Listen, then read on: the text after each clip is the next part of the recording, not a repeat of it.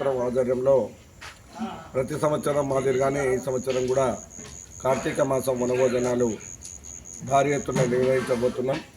దానికి గాను సుమారు చుట్టుపక్కల పరిసర కాలనీ వాసులంతా కూడా పెద్ద సంఖ్యలో పాల్గొంటారని అంచనా. వారందరికీ కూడా పాంప్లెట్ల ద్వారా మరి పత్రికల ద్వారా అదేవిధంగా ప్రత్యేకంగా మెసేజ్లు పెట్టడం, వాయిస్ మెసేజ్ కూడా పెట్టడం జరిగింది.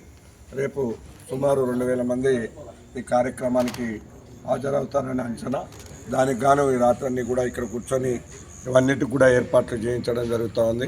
వచ్చినటువంటి భక్తులకు కానీ మా వైశ్య సోదరులందరికీ కూడా ఎలాంటి ఇబ్బంది లేకుండా, భోజన వసతిలో ఎలాంటి ఇబ్బందులు లేకుండా అన్ని ఏర్పాట్లు కూడా భారీ ఎత్తున జరగడం జరిగింది. ఈ కార్యక్రమంలో మిత్రులు మా కోశాధికారి నంబూరు శ్రీనివాస్ గారు, మా గౌరవ పెద్దలు నంబూరు తాతయ్య గారు, భువనగిరి శ్రీనివాస్ గారు, భాస్కర్ గారు, గంగాధర్ గారు మరి కార్యక్రమానికి మాకు సహకరిస్తూ మాతో పాటు ఉండి కార్యక్రమాన్ని నిర్వహిస్తూ ఉన్నాం.